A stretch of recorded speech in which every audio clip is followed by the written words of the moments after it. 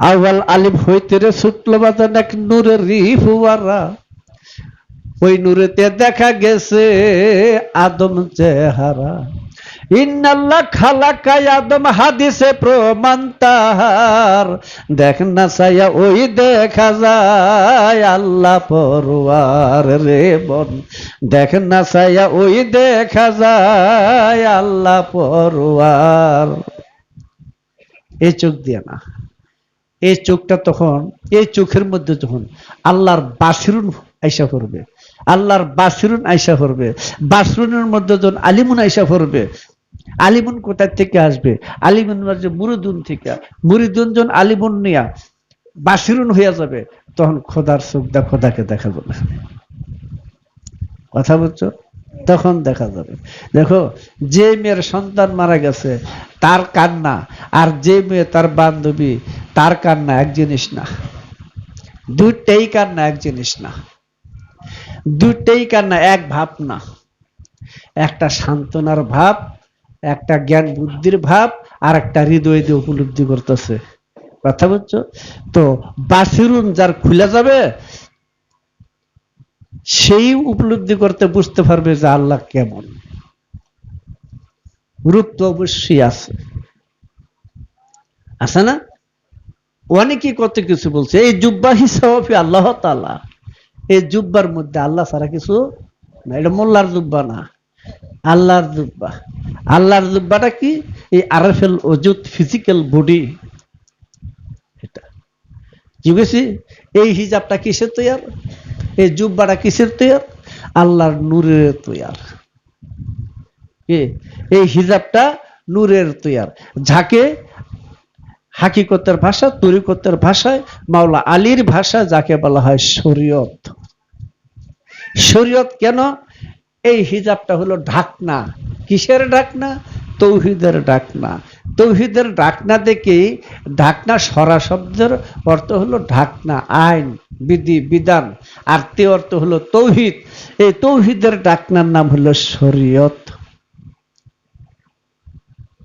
এটার জন্য কোরআন বলছে লিকুল্লিন জালনা মিনকুম শিরাতু ওয়া মিনহাজান।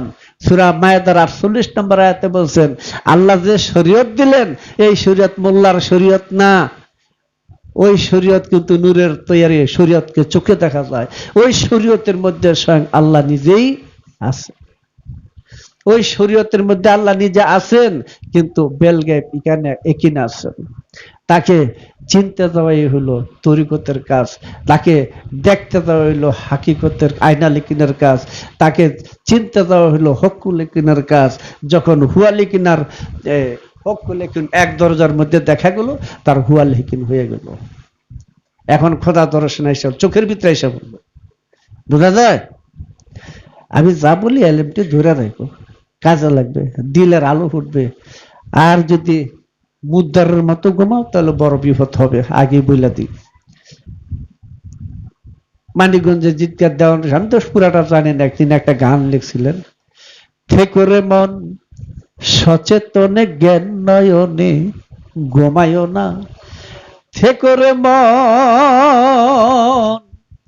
অতি ঘুমাইলে পড়বি মারা, হারাবি তোর ষোলয়ানা। থেকরে মন সচেতনে জ্ঞান নয়নে ঘুমায় না, থেকরে মন।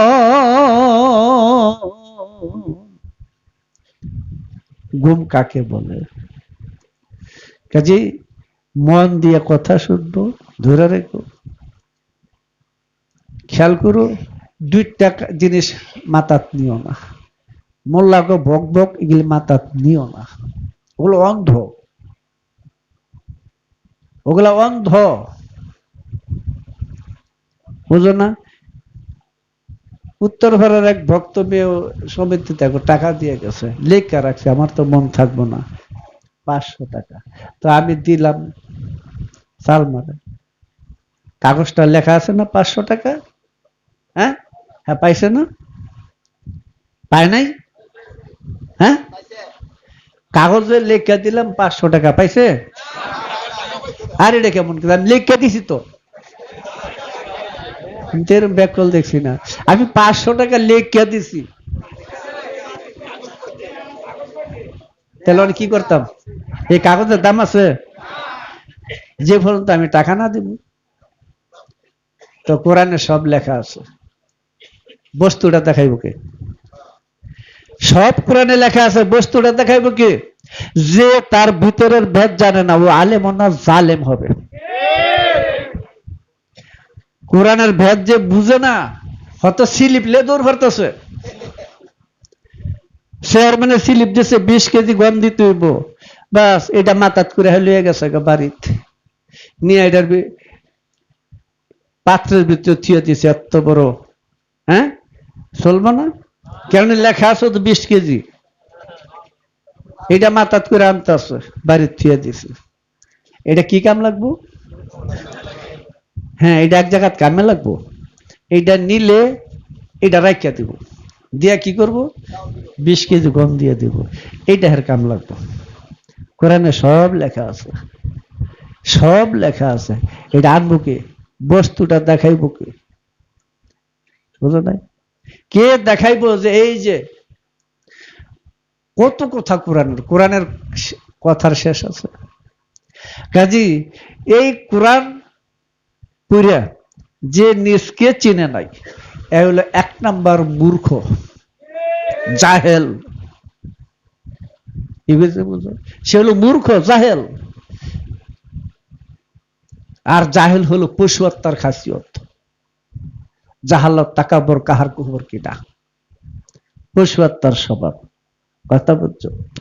কাজী যেই ইমান বিষয়, মানুষের মূল কি? পার হবে কিসে? কষ্ট না? ইমানদাররা পার হবে। ফুলসরাত কেমনে পার হবে? বিদ্যুৎ বেগে পার হবে, বলে না? কারা পার হবে? ইমানদাররা। ইমানদার যে ইমান চোখকে দেখছে এবং ইমানকে বিশ্বাস করছে, গ্রহণ করছে, সে তো ইমানদার। আর যারা বায়াত হয় না, এরা কি ইমানদার? দেখাইতে পারবে আঙুল তো ইমানদার? হ্যাঁ, আল্লাহ বিশ্বাস করে, ঠিক আছে, আল্লাহ ঠিক আছে, আল্লাহকে বিশ্বাস করে ইমান, ঠিক আছে, তুমি আঙুলটা উঠাও, দেখাও, পারবে? ঘোড়ার ডিম একটা কথা আছে না? ঘোড়ার ডিম, এটা আঙুলটা দেখানো যায়? হ্যাঁ, ওই যে ঘোড়ার ডিম, পারা যাইব? তাহলে এক শ্রেণীর আলেম আর হলো শয়তান, এই ইমানটা হলো ঘোড়ার ডিম। ওরা চোখে দেখাইতে, যা চোখে দেখে না তা কি করবে? কোরআন বলতে বলছে ওয়ামান কানা ফি হাজি আমা ফাফুয়া ফিল আখিরাতা মুআদালুন সাবিলা। ইহলোকে যে অন্ধ, ইহলোকটা কোথায়? পরলোকেও সে অন্ধ, পরলোক আবার কোথায়? ইহলোক আর পরলোক কোথায়? এটা কি জিনিস? অচেতন ইহলোক, চেতন পরলোক। ইহলোকে যিনি চেতন হয়ে গেছেন, তার ইহকাল পরকাল এক হয়ে গেছে। সে পরকাল প্রাপ্ত মানুষ, সে চেতন মানুষ, জিন্দা মানুষ। বুঝা যায়? কাজে এই অচেতন থেকে দূর করে কে? এলেম। অচেতন থেকে চেতন করে কে? এলেম। কোন এলেম? স্কুলের, মাদ্রাসার, এগুলি মানুষ অন্ধ হয়, এগুলি যা জাহেল হয়। কেউ মানুক আর কেউ না মানুক, বিশ্বাস করুক আর না করুক, এগুলি অন্ধ। এরা সৌদি আরবের ভাষায় কোরআন পড়ছে, কিন্তু আল্লাহর নাজিলকৃত কোরআন ওরা পড়ে নাই। আল্লাহর নাজিলকৃত কোরআন পড়ে নাই। সৌদির ভাষা শুদ্ধ করে বাকরাজ দিয়ে ওরা 17টা মাকরাজ ব্যবহার করে, এটি দিয়ে ঠিক হেরা পরে, ঠিক আছে, কিন্তু আল্লাহর ভাষা আরবি। ওই যে কইছে না, বাংলাদেশের মানুষ বলে কই জানি, বাংলাদেশের মানুষ কেমনে একবার হিসাব নিকাশ করবো, বুঝো না? কেমনে হিসাব না? কারণ ফেরেশতারা তো বেকায়দা ঘুরে গেছে, আর আরবি আরবি জানে, বাংলা জানে না নাকি? না, তুমি লক্ষ্য করে তো, তুমি যে ভাষায় ফেরেশতা সেই ভাষায়, বুঝছো কি কইছি? আর সূরায় দুইটা লারে না, দুইটা লারলে বিপদ, একটা লারতে হবে। কোনটা? এটা। কারণ এটা তো খারাপ লেখে, এটা তো ভালো লেখে, তাই দুইটা লারে না একটা লারে, লড়লে কি কলম দিয়ে লেখা যায়? কথাটা বুঝছো? না না, ওই কলম তারা অ্যাটম বোম দিয়ে উড়াই দিল, কলম লিখবে ঠিকই, কলম ঠিকই লিখবে। কি শুধু খালি লিখবেই না, লগে ভিডিও করে দিয়ে দিব। হ্যাঁ, ভিডিও করে দেবো, ভিডিও করে তুই দিব, ইউটিউবের মধ্যে দেখা যাইব। ওই যে বলছে না ওয়াদা আল মিজান সূরা রহমানে, এই মিজান সাথে আছে, মিজানটা ওই জায়গার মধ্যে আছে। ওই মিজানের ভিতরে ছবি সহ যা আছে সব উঠে তুলে দিয়েছে। এই দেহটার মধ্যে অস্তিত্বহীন, এটার অনুপরমাণু তো বিলীন করে দেয়, কিন্তু ভিডিও থেকে যাবে, ওইটা ধ্বংস হবে না, ওইটা থেকে যাবে। কারণ বোমা মেরে আমার দেহটা উড়াই দেওয়া যায়, আমাকে উড়াইতে পারবে না পৃথিবীতে কোনো শক্তি। এক আল্লাহ, এক আল্লাহ, কথা বুঝছো না? আমার অস্তিত্ব এটা উড়াই দেওয়া যায়, কিন্তু আমাকে কেউ কিছু করতে পারবে না। ওটা কোনো ধ্বংস করা তার মানুষের হাতে নাই, ওটা, কথা বুঝছো? কাজী ও আদা আল মিজান যে কথাটা সূরা রহমানের মধ্যে দিয়ে রাখছে, এই মিজানটা কিন্তু ওই কলমের সাথে সাথে আছে। হ্যাঁ, যেমন কেউ যদি নিজেকে প্রশ্ন করে আজকে 10 বছর আগে কোন কাজটা সে খারাপ করছিল, কারে মারছিল, জায়গা সহ বাসায় দিবে, মনের পর্দার মধ্যে বিবেকে ভালো মন্দ বিচার করে দিবে, দিবেনি? হ্যাঁ, তাহলে কোনটা হারানি গেছে? এটি কেন করেছে? ওই যে মৌলবীরা কয়েকটা লেখে, বামে মন্দ লেখে, তাই সরায় না চায়, বুঝলো না? কারণ আর কত না চাইলেও তা লিখতে পারতো না, এমনি তো বাংলা ভাষা বুঝে না, আবার এমনি বিপদ আছে ফেরেশতায়, আবার এদিক এটা কেমনে হবে? হ্যাঁ, বুঝলো না? শেষ তো ফেরেশতা ফলে যাও না, তো সয়ে যাবো। আশ্চর্য, যেভাবে ফেরেশতা কল্পনা করতেছে আমাদের সমাজের মধ্যে, ওইভাবে ফেরেশতা নাই, ওইভাবে ফেরেশতা নাই, ওইভাবে আজরাইলও নাই। ওই যে কইছে মুর্শিদের কি জানি নিলে জমে তারে নিব না, ওই জমের সাথে যখন সং লাগাইছে তখনই সংযম হয়ে গেছে,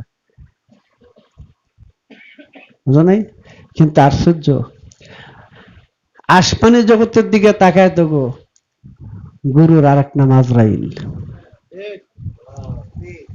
যাবে কোথায়? গুরুর এক নাম আজরাইল। এটা তালিম যারা বুঝে তারা জানে, কথা বুঝছো? মোহাম্মদের এক নাম আজরাইল। কাজী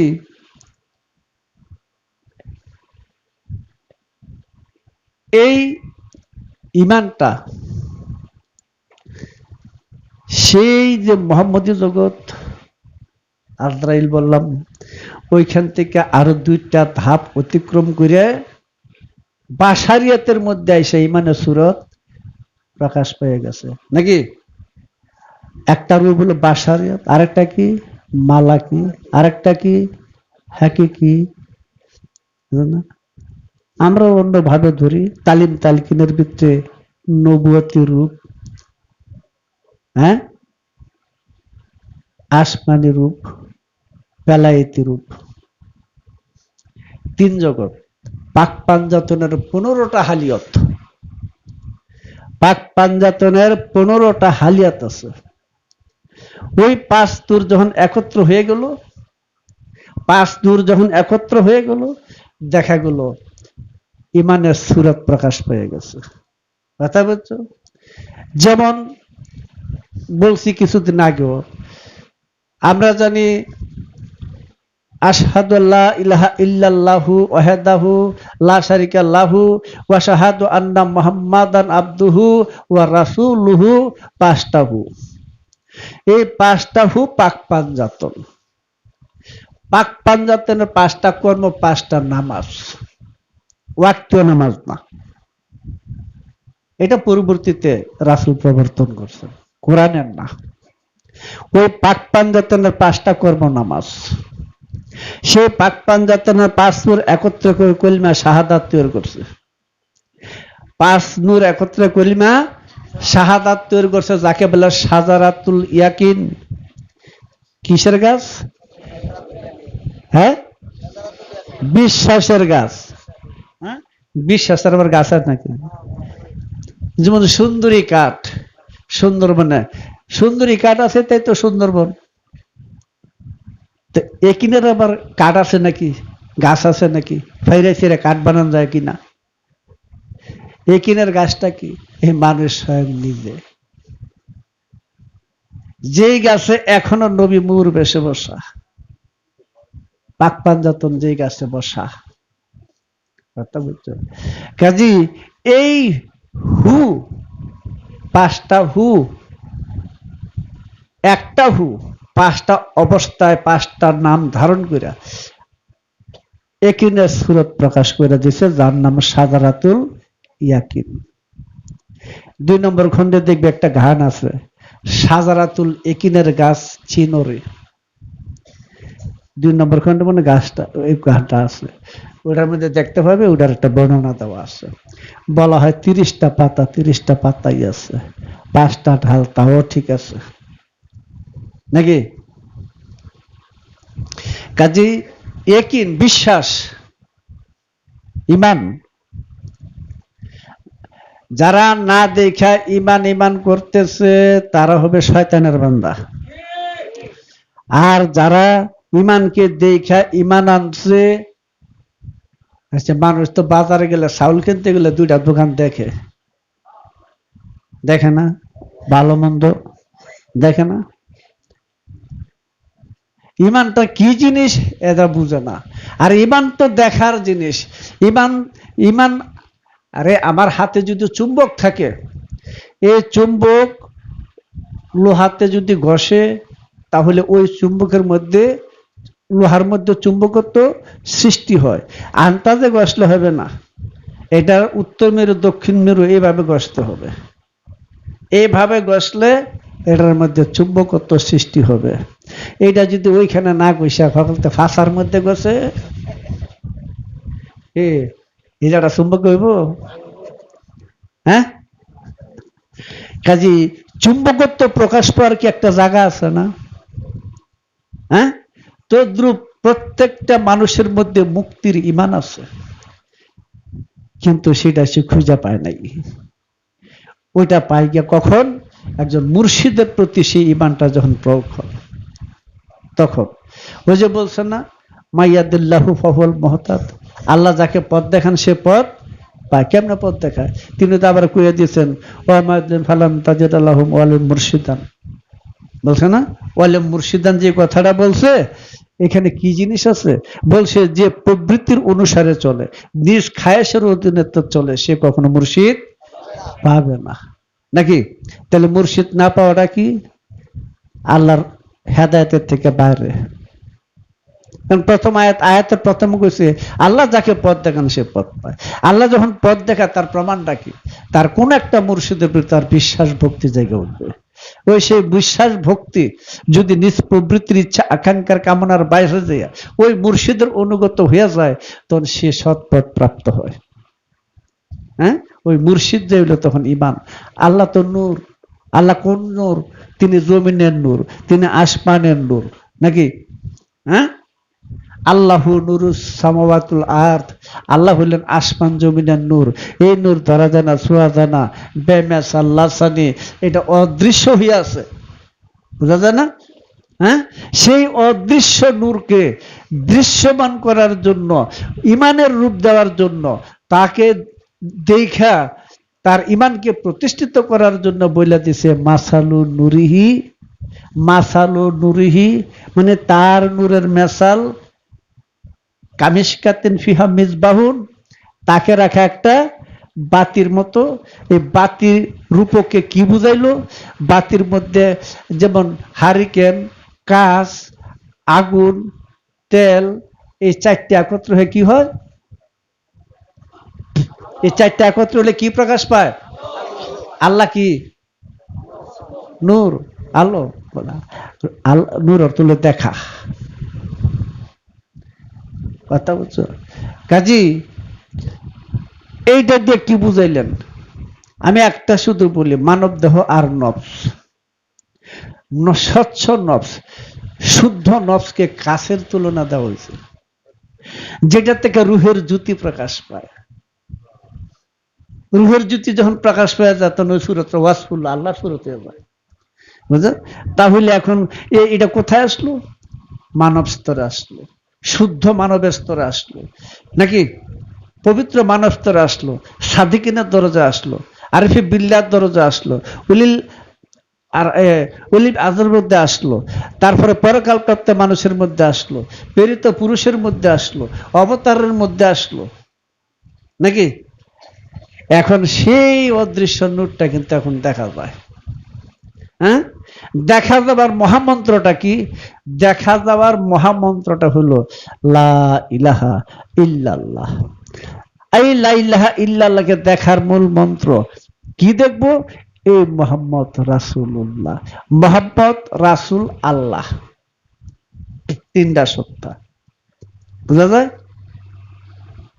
তিনটা মোহাম্মদ রাসূল আল্লাহ, দিলে সানোয়ারি, দিলে নীলুফারি, দিলে মাদুয়ারি, তিন দেশে মোহাম্মদ রাসূল আল্লাহ, তিন তত্ত্বে মোহাম্মদ রাসূলুল্লাহ, এক সত্তার এক নূরের প্রকাশ হলো মোহাম্মদ। আল্লাহর মোহাম্মদ এক নূর।